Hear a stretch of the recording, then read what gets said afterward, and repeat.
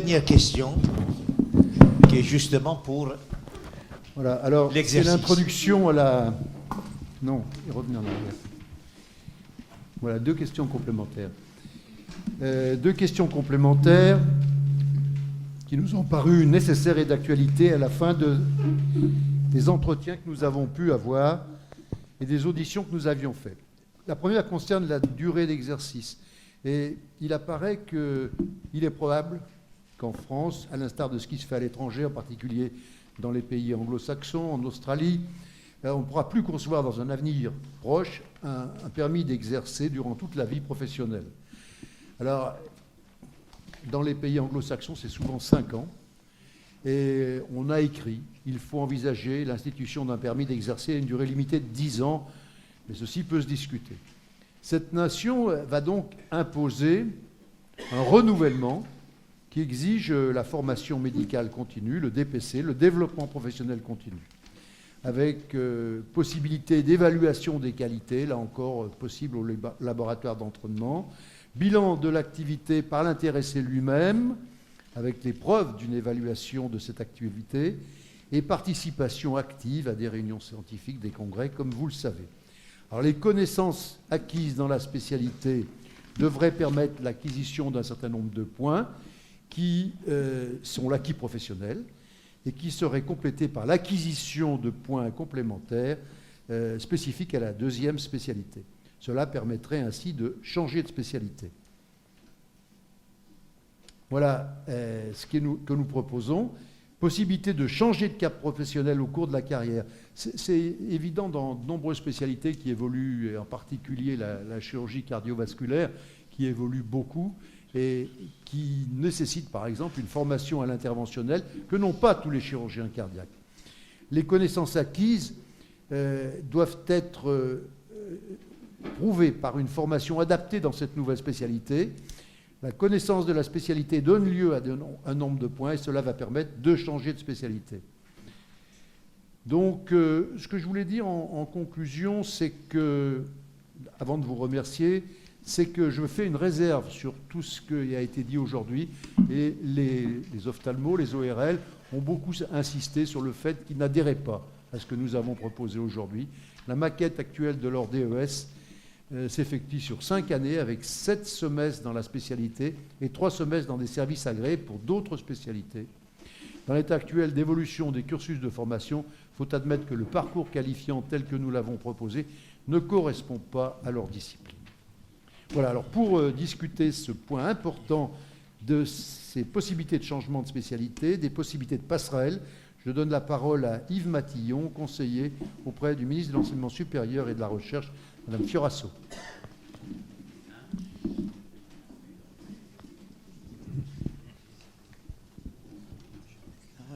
Monsieur les présidents, messieurs, merci beaucoup pour votre invitation. Alors, deux propos préliminaires. Un, Yves Lévy m'a demandé de présenter ses excuses pour ne pas être avec moi aujourd'hui, mais il était mobilisé pour la présentation de la loi de l'enseignement supérieur au niveau de l'Assemblée. Donc, je vous transmets cette remarque et ces excuses initiales. Deuxièmement, vous m'avez classé ce sujet-là qui est important dans les questions complémentaires. Alors, je vous dirais que depuis le début de l'après-midi, j'ai été assez impressionné par le travail que vous avez conduit sur les différents sujets qui sont de réels sujets, qui concernent les chirurgiens, c'est vous qui vous en êtes occupé. Mais n'étant pas chirurgien, je peux vous dire que je rêvais parfois que ce type de propos puisse se tenir dans les collèges médicaux ou les structures médicales, parce que le même type de réflexion mériterait d'être conduit. Donc ces deux remarques étant faites, je voulais vous relancer sur quelques considérations générales sur la périodicité d'une évaluation ultérieure dans la vie professionnelle. Et je dirais que si je me trouve ici, c'est grâce à certains d'entre vous avec qui j'ai eu le plaisir et le bonheur de travailler, certains présidents de collèges, de vos collèges de spécialité, que je trouve très remarquables. Et je suis admiratif de ce qui avait été engagé. Donc je vais simplement extraire quelques perspectives pour les livrer et voir de quelle manière vous pourriez les exploiter. Alors, première conviction, si on est d'accord sur ce que vous avez dit tout à l'heure, est-ce que le président Jacques Beaulieu a dit, je vous aurais proposé dans l'écriture de votre texte que vous nous avez proposé, dans la réponse à la question numéro 6, que vous supprimiez un adjectif épithète que vous avez mis. Dans la 4e proposition, vous avez dit qu'il fallait avoir une validation finale ouvrant droit à la pratique définitive et autonome de la chirurgie. Donc je vous aurais proposé peut-être de supprimer le terme définitif, parce que la question qui se pose, c'est justement de voir de quelle manière on peut dynamiser cette formation professionnelle. Donc cette remarque étant faite, je vais simplement revenir sur les points que vous connaissez. La société va nous demander des comptes, et je crois que je l'avais évoqué lorsque vous m'aviez invité il y a quelques mois. On va demander des comptes pour savoir si les médecins sont à leur niveau. Et je rappelle, à titre anecdotique, qu'un médecin généraliste, il y a 5 ans, a fait un best-seller en présentant un bouquin et en vendant un bouquin pour dire et présenter aux malades qui sollicitent le médecin généraliste s'ils pouvaient y aller ou s'ils pouvaient refuser d'y aller. C'est-à-dire quels étaient les critères qu'il devait appliquer pour tester les compétences de son médecin généraliste. Donc, ce que je veux dire, la société va demander des comptes. Alors, vous avez plein de revues de la littérature, enfin de revues des journaux. Je passe la couverture, la une du British Medical Journal sur la comparaison avec l'aviation et je ne ferai pas de commentaires, mais je reviendrai surtout sur les affaires que vous connaissez mieux que quiconque. Quand je pose à une assemblée de médecins si ces médecins sont informés de l'affaire de Bristol, les médecins lèvent, dans le meilleur des cas, quand ils ont compris la question, 2 ou 3 sur 100 lèvent la main pour dire qu'ils ont entendu parler de l'affaire de Bristol. Et je dirais que c'est vous, enfin vos instances, vos collèges, qui avaient conduit, notamment Georges Mention, Hervé Maisonneuve, à faire un papier dans le journal de l'Académie de chirurgie pour présenter l'affaire de Bristol et ses conséquences. Alors si j'en parle, c'est parce que je rappelle que dans le rapport de plus d'1 million de pages qui a été collecté sur le site de l'affaire de Bristol, le rapport d'Ian Kennedy avait postulé que la compétence des professionnels de santé ne se négocie pas. Et dans cette perspective-là, nous avions aussi, avec certains d'entre vous, réfléchi aux constitutions de la compétence, de ce qu'on appelle compétence au sens anglo-saxon du terme, et non pas au sens ordinal français, où on n'utilise pas le mot compétence avec le même sens. Je rappelle que là, on l'avait publié dans le British Medical Journal. C'est relativement simple, vous en avez parlé, c'est l'octroi du diplôme. À partir de quand on obtient un diplôme d'exercice. Mais derrière, les 3 principaux paramètres, et on peut être très rustique et simple, encore faut-il qu'on le développe, on peut estimer et approcher et objectiver la compétence par ces 3 critères qui sont 1, est-ce que les personnes suivent la formation, une formation continue ? 2, est-ce qu'ils ont une activité professionnelle ? Et vous le savez mieux quiconque, un chirurgien qui ne pratique plus, est-ce toujours un chirurgien ? C'est une question. Moi, je suis qualifié à l'ordre professionnel comme étant un médecin interniste. Je n'ai pas vu de malade depuis 20 ans. Je suis toujours dans la catégorie de médecine interne. Donc, l'activité professionnelle est importante et le mécanisme de mise en œuvre de revue par les pairs, le peer review est un des éléments qui se gère de manière assez simple par des paramètres objectifs, soit au sein de l'hôpital, d'une clinique, et c'est relativement facile à faire. Alors, ceci étant dit, je voudrais simplement revenir sur la signification des mots. Parce que là, je vous ai nuancé la compétence telle que l'ordre des médecins l'utilise, ou même les ordres professionnels en France, qui est un tout petit peu différent de ce qu'on appelle compétence au sens anglo-saxon du terme. Où vous l'entendez-vous par les compétences que vous avez présentées et discutées tout à l'heure. Alors, je reviens sur le fait que là encore, il faut bien distinguer ce qu'aujourd'hui on nous vend comme une espèce, et c'est dans cette enceinte que les présidents, vous aviez stimulé cette réflexion autour du DPC. On nous vend sous le terme de DPC une espèce de conglomérat intellectuel difficile à éclaircir entre la formation continue, évaluation des pratiques professionnelles et reconnaissance d'exercice. Et tout ça, c'est un peu complexe. Alors je rappelle qu'historiquement, c'est pas Hervé Maisonneuve qui est ici qui le contredira, puisque c'est lui qui nous avait bien expliqué les distinctions. On a fait le DPC aux États-Unis parce que la formation continue existe et qu'elle est réelle et qu'elle est mesurable avec des points, comme ça l'est au plan européen, et parce que vous avez un mécanisme de ce que nous on a appelé évaluation des pratiques professionnelles, qui est un mécanisme au sein de l'hôpital auquel le médecin ou le chirurgien passe pas plus de 15 minutes par an, et que lorsque ces pratiques sont divergentes ou anormales, le directeur médical de l'établissement s'en occupe. Donc, je reviens simplement sur la distinction qu'il y a entre ces concepts qu'on nous amalgame souvent en France, la formation continue, l'évaluation des pratiques, la reconnaissance des exercices, la certification des incompétences et puis tout le reste sur lequel je ne m'étends pas pour gagner un peu de temps. Donc là, je reviens aussi sur une précaution sémantique dans l'utilisation des mots anglais. Et que là encore, le système de revalidation, recertification, registration, etc., sont dans les pays anglo-saxons, ont parfois des sens différents. Donc, prudence dans l'utilisation de ces mots, même surtout quand on en fait une translation, une traduction rapide chez nous. Pour terminer, je dirais que l'Europe avance. Et quand je parlais du DPC et de ses composants, nous place un peu en position marginale. Je dis ça simplement pour qu'on se situe tous collectivement dans cette démarche comparant nous situons dans l'Europe. C'est que l'Union européenne des médecins spécialistes a clairement identifié le terme de compétence au sens où on entend dans les savoirs, les savoir-faire et les savoir-être. Vous utilisez ces mots dans vos présentations et je trouve que ça, en tout cas, l'UMS est engagé. Et je regrette que la France soit un des 3 pays européens où le système de comptabilisation des points pour la formation continue a été retiré du dispositif pour nous vendre un système plus complexe et pour lequel on souhaiterait tous qu'il soit performant. Alors, pour terminer, et c'est là où votre réflexion a du sens, je rappelle que notre président de l'ordre, Bernard Glorion à l'époque, avait conduit Bernard Kouchner à prendre un dispositif de la loi de 2002 qui visait à ce que les ordres soient responsables d'un certain nombre de choses que vous connaissez comme moi, mais aussi de la compétence de leurs membres.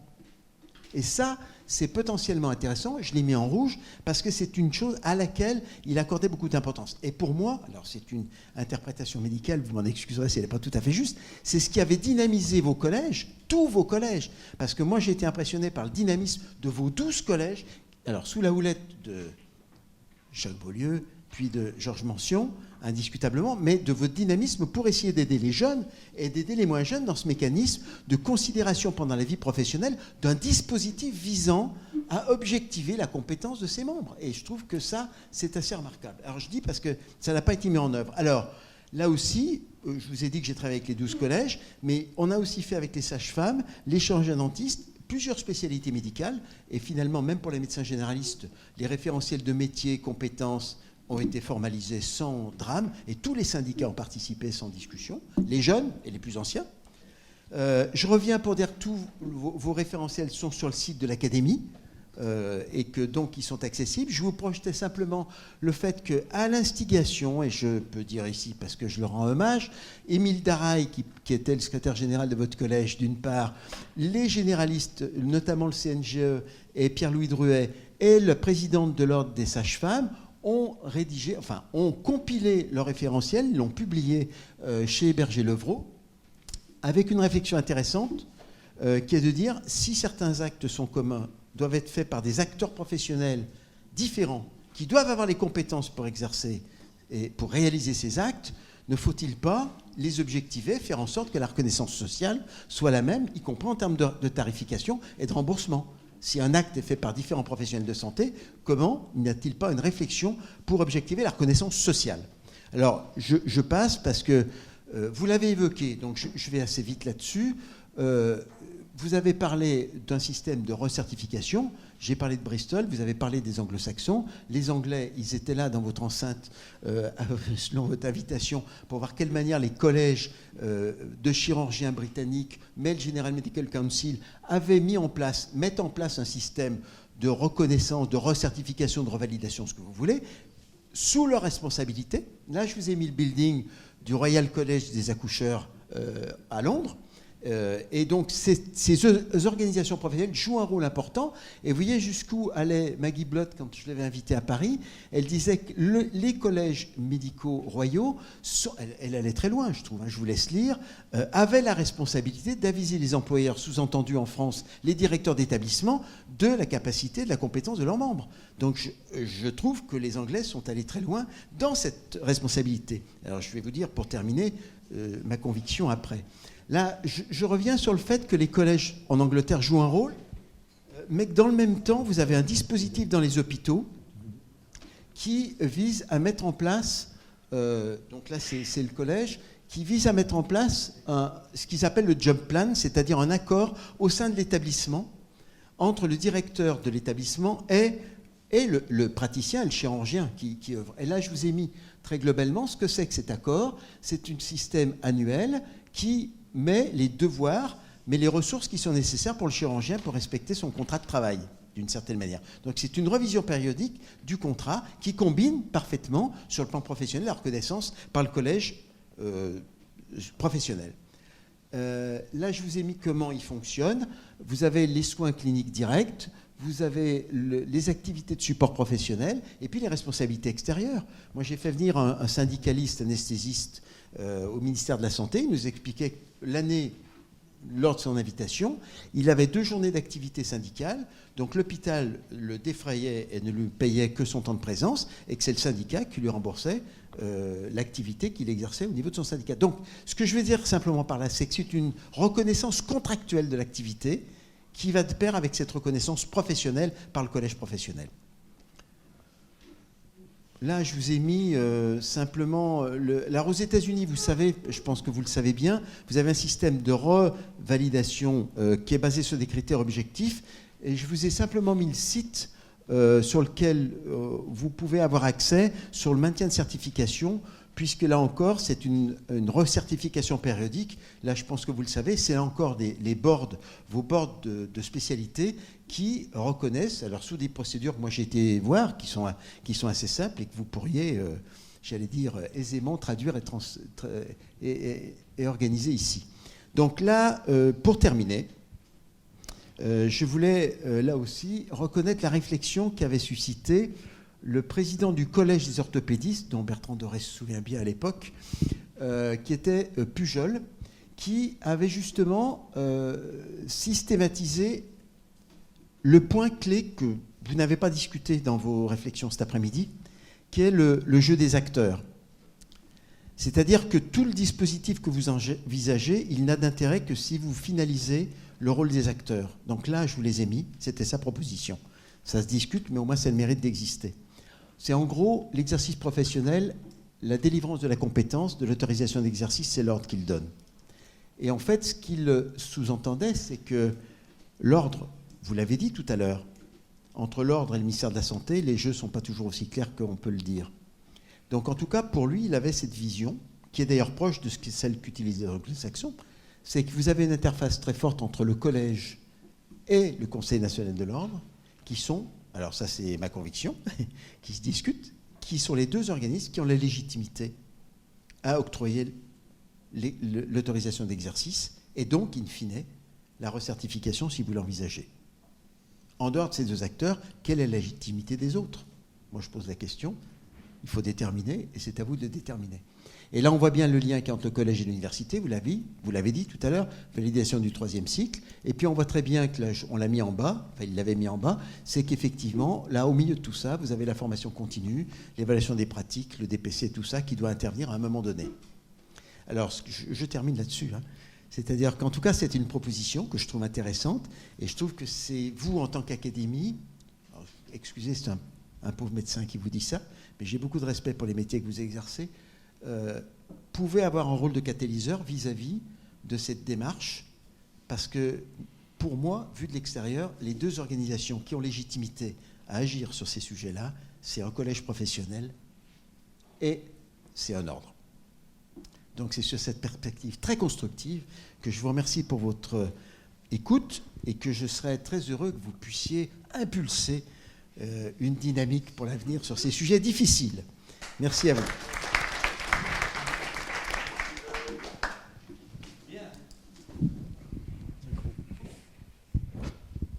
Je pense qu'il nous reste encore 4-5 minutes pour discuter et cet exposé nous amène à quelques interrogations.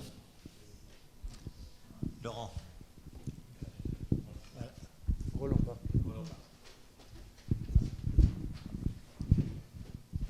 Oui, merci de la place qui est donnée au Conseil de l'Ordre et donc les responsabilités qui lui sont également données. Le souci, c'est que pour la compétence, depuis la loi Kouchner, donc depuis cette époque, on attend toujours aujourd'hui un décret du ministère de la Santé nous permettant d'interroger la compétence de quelqu'un déjà inscrit. C'est-à-dire qu'on a la possibilité de vérifier la compétence de quelqu'un qui n'est pas inscrit ou qui change de lieu d'inscription, Mais même si l'on sait que quelqu'un est totalement incompétent, et je vous promets qu'en chirurgie, j'en connais quelques-uns, on n'en a absolument pas la possibilité actuellement. On a le droit de demander une expertise psychiatrique, mais on n'a pas le droit d'aller vérifier la compétence. Et Madame Marisol Touraine nous a dit, il y a 1 mois ou 2, ne vous inquiétez pas, demain vous aurez votre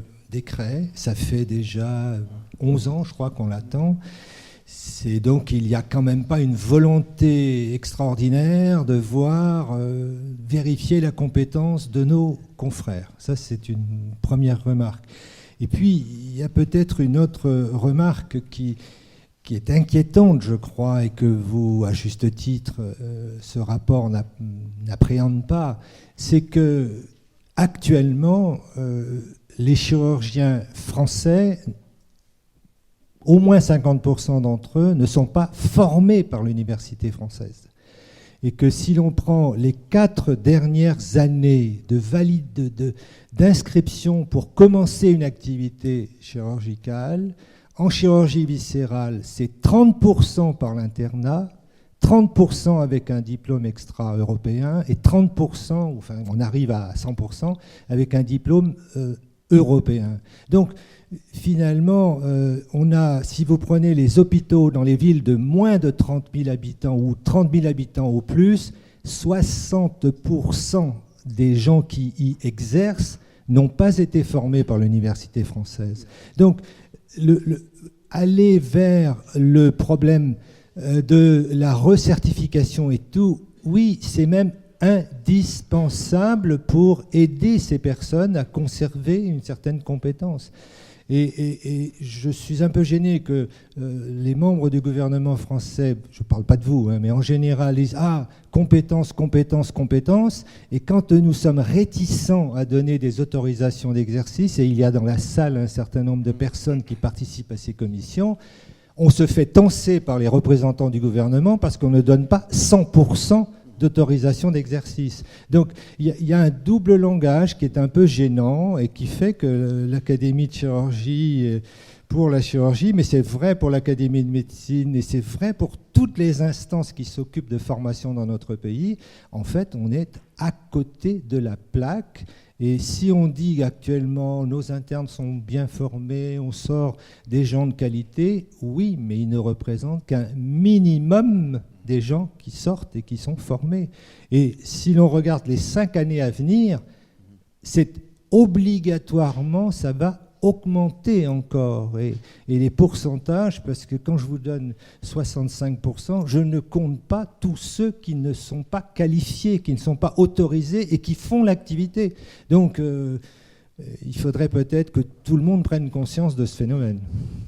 Tu as raison. Si sur la route entre Lyon et Toulon, vous descendez et que vous êtes hospitalisé d'urgence dans une petite ville de 30 000 ou plus habitants, vous avez peu de chances de trouver en face un chirurgien ayant la qualification que nous avons exposée.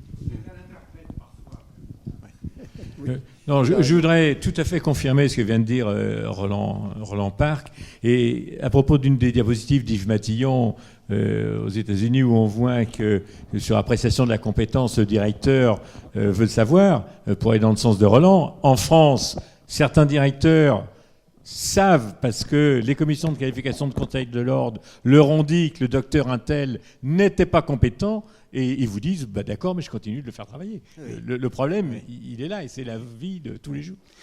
Attends, je peux faire deux tout petits commentaires rapides. Moi, avec Yves Lévy, je vous ai parlé de lui au début. On fera ce que nous pouvons faire à notre niveau pour faire progresser la structuration. On a vu M. Pruvot récemment. On est bien conscient que si on a une responsabilité, même si elle est marginale dans le dispositif, on la fera jouer au maximum.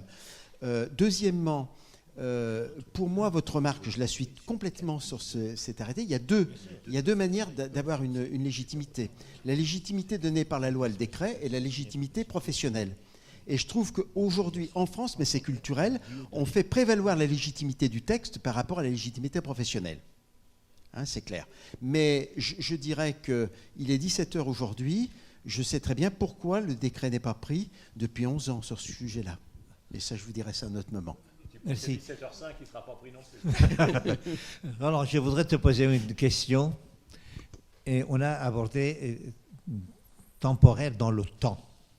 Est-ce qu'il n'y a pas de possibilité d'envisager une autorisation temporaire dans l'espace? C'est-à-dire, on donne à une personne une autorisation d'exercice de 5 ans à tel endroit, et ce qui te laisse le temps de pouvoir faire, avec tous les systèmes qu'on avait marqués, réévaluer pour savoir s'il peut avoir un élargissement de son exercice. Est-ce que c'est pensable? C'est-à-dire qu'il y a le lieu d'exercice. Le lieu d'exercice. C'est que le directeur de l'hôpital qui dit, écoutez, j'ai besoin d'un chirurgien même de tous les caractères, oui, on donne l'autorisation, mais uniquement dans cet établissement. Ceci n'est pas possible pour quelqu'un qui a un diplôme de docteur en médecine et qui a actuellement une spécialité, puisqu'on ne peut plus être docteur en médecine si on n'a pas fait un DES de quelconque. Donc ça n'est pas possible. C'était possible pour les gens qui n'avaient pas d'autorisation d'exercice. Oui. Oui, mais ça a été supprimé par la loi de 99 qui s'appelle la loi CMU et l'installation de la PAE, c'est-à-dire du processus d'autorisation d'exercice de signature ministérielle. Oui, et dans le droit fil de ce qui vient d'être dit là, à propos des chirurgiens peu qualifiés, ce que je voulais savoir, c'est que est-ce que chez nous, à partir de P2, on a suffisamment de candidats qui veulent faire la chirurgie?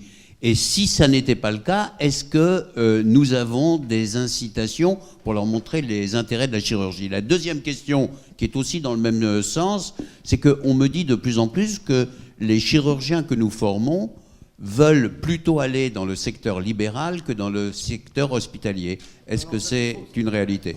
C'est l'inverse. Je ne sais pas si on peut répondre. Bien.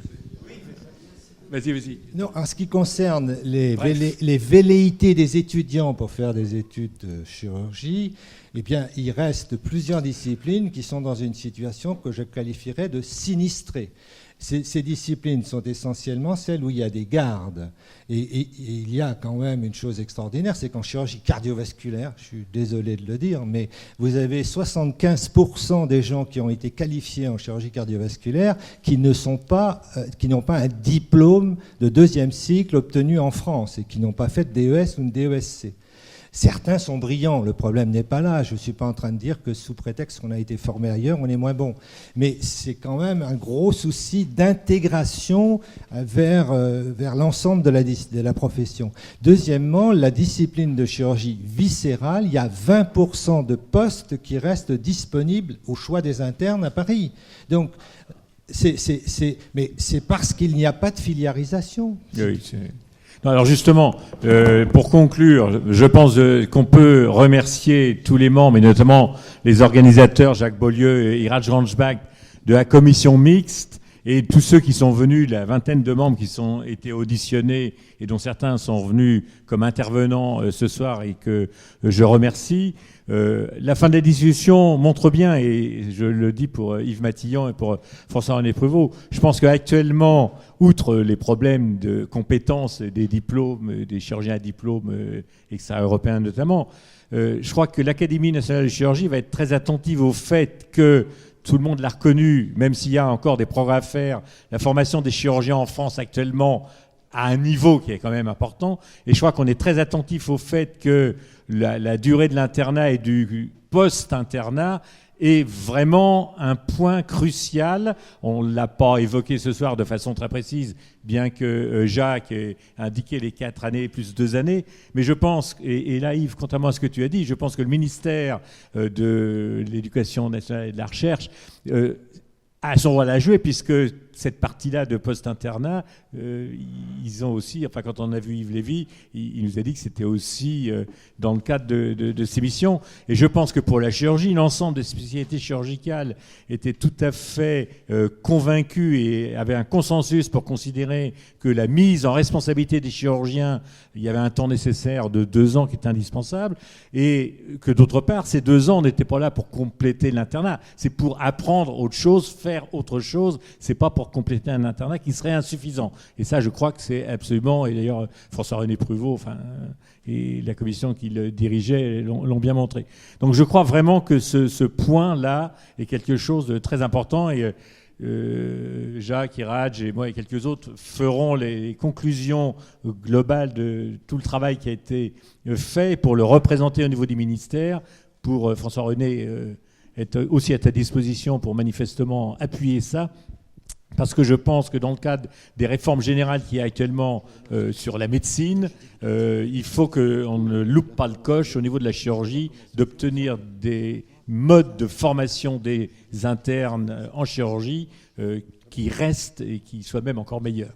Voilà, je vous remercie tous de votre nombre et de l'interactivité, et je donne la parole à Émile.